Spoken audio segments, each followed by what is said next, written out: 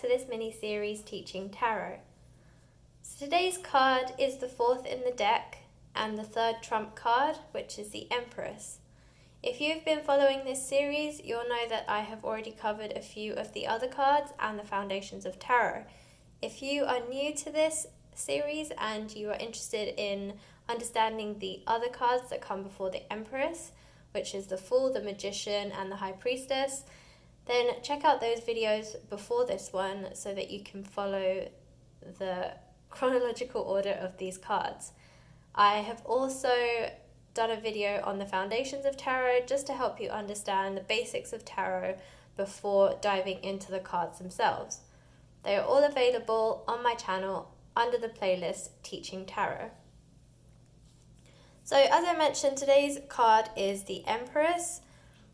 If you are new to this series, I will go through this card specifically. I will eventually be going through all of the cards in the tarot deck to help you understand what each one means.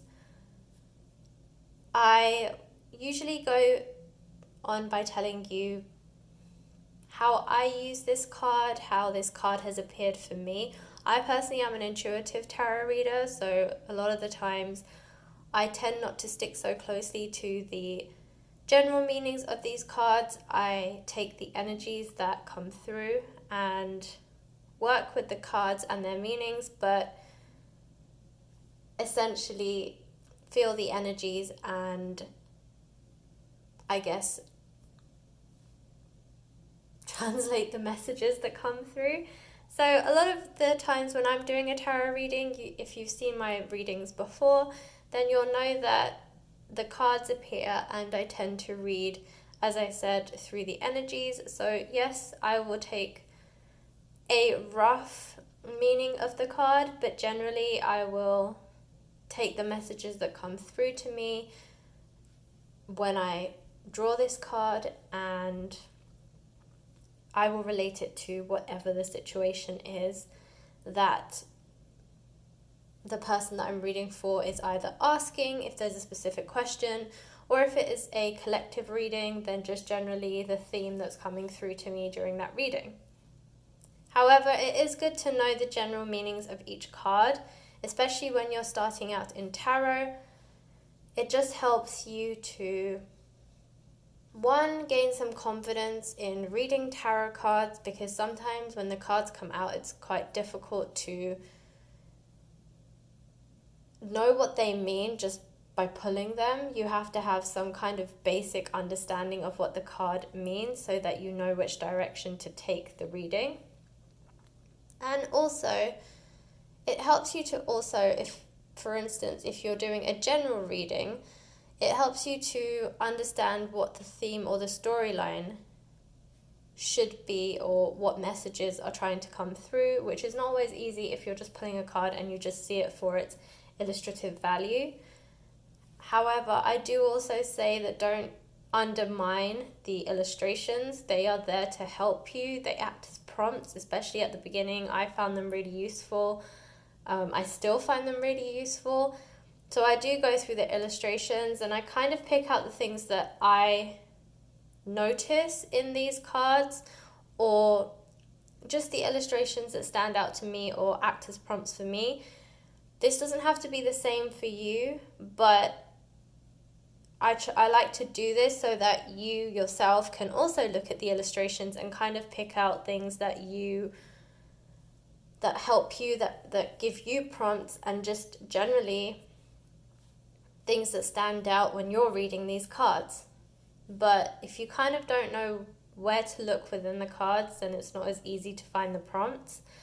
So that's why I share the ones that I notice in the cards, so that you too can start looking deeper into the illustrations of the cards and notice different themes and different prompts that will help you when you're reading these cards. And finally, I will tell you the general meanings of these cards as they are widely known. But again, as I said, if you do go on to become an intuitive tarot reader, you will take these with a grain of salt and probably won't focus on the general meanings as strongly as maybe other tarot readers do. So some tarot readers literally take the cards for what they mean and their general meanings, and if that's the way that you want to go, or that's the direction that you feel your tarot reading is taking you, then these will probably be very useful to you. Okay, so the Empress. So you can see the Empress card here. Today I decided to switch it up. I usually use the Rider-Waite deck. Today I'm using the Albano-Waite tarot deck, which is the Rider-Waite deck, but it's just slightly different on the illustrations. The Albano one is quite cool. It has much more fluorescent and brighter colors in it, but the illustrations are the same as the ones in the Rider-Waite. So that's why I wanted to keep it still with the same illustrations, because I'm following a theme here. But I thought I would change it up and give you a slightly brighter and more vibrant card. So if any of you are interested, that is the deck that I am using, the Albano-Waite tarot deck. Also available on Amazon if you are interested in buying it. I'm pretty sure they sell them in like Barnes & Noble and other places too, so if you don't want to get it from Amazon, that's fine, but just to let you know, they are widely available, so you should find it pretty easy to find and buy it if you want to buy this one. So the Empress, we'll start with the illustrations as I said. So you can see here that the Empress is sat on a throne. So the Empress, she's what I consider her to be the mother of the tarot deck. So the last card that we looked at was the High Priestess. So the High Priestess is slightly different to the Empress, and to me she's different in the sense that the Empress is more of a maternal figure, whereas the High Priestess kind of represents more fertility. So it's kind of that early process of like life and creation of life. But the Empress is maternity, so it's the motherhood. It's the after the fertility stage. It's like once you actually have a newborn, and it's just all about nurturing, mothering, motherhood, taking care of others, just being, widely caring. Everything you think of when you think of a mother is how I see the Empress. Equally, the Emperor, which is the next card, to me is probably the fatherhood or the father figure of the tarot deck. So we will talk more about him next week. But essentially, the Empress to me, as I said, just really depicts motherhood and just a very heavy nurturing card. So a few cues here. You can see that there is I'll use my pen. There is a heart, red heart here, and it has the female symbol. So that depicts to you that she is a very feminine energy. She has very feminine traits, that she is all about, again, this goes back to the motherhood in her. She's a very nurturing woman. You can see it by the way that she's sat on this throne. She's very graceful. She doesn't come across as aggressive or authoritative in any way. She's just very gracefully sat on her chair. She's surrounded by nature, so all around her is nature. Again, this goes to the whole motherhood idea and concept. She's all about nurturing. You can see all of these plants. They are bright green. They're flourishing. You have this beautiful waterfall. You can see down here there's yellow flowers, possibly buttercups or dandelions or something, lilies.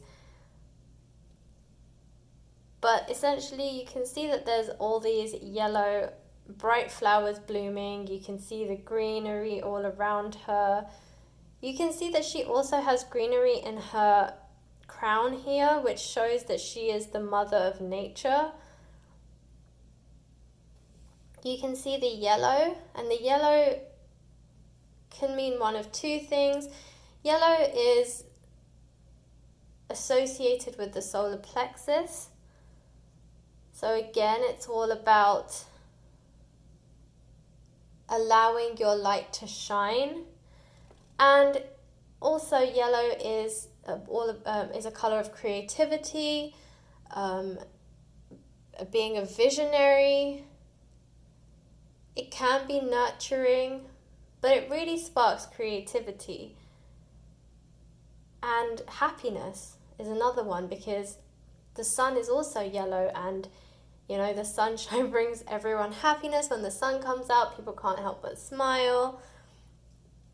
And it's also about warmth. And again, motherhood, when you think of motherhood, you think of that warm, cozy cuddles that your mother gives you, and just the comfort that you feel from being around your mother. So again, this is all about the comfort, the warmth, the happiness, and the creativity that she depicts. So when you're looking at these cards, really pick up on the colors, the imagery around the actual, main focus of the card. So here it would be the Empress. But look at the imagery around her. Look at the imagery on her. Look at the colors. Colors are very good for really offering the spiritual meaning of a card. Don't underestimate the colors that are there. The colors that are there are actually picked on purpose. They are deliberate, because they each represent a different personality trait, theme, just something about the actual card itself and the energies that it's depicting, or the energies that it's bringing out when you look at the card. So in terms of the general meanings of this card, the Empress, when it comes out, can be, and again, depending on the reading that you're doing, can mean pregnancy, nurturing, abundance, maternal care or maternity, a new opportunity, and stability. So, of course, it depends on what the question is. But, for instance, if somebody asks you a love question and the Empress comes out, it could mean that they are about to meet somebody new, hence a new opportunity. It could also mean that they are about to embark on a relationship, or are currently in a relationship that will offer them a great deal of stability, possibly even offer them motherhood, a future family. And then if it's something to do, so where a lot of people struggle with these kind of cards is, like, for instance, career. It's like, well, okay, I get the Empress is very nurturing and caring, but how is that going to help me in my career? So when it comes to financial readings or career readings, again, it's talking about abundance. Yep, so you want to concentrate on the greenery. Green is always a great color for money. Yellow is a great color for abundance. So again, it's about this money and abundance and finances. It means that your finances will increase, that there's a stability in your finances or a stability in your career that you may not be aware of just yet, but it's there because she is the card of stability.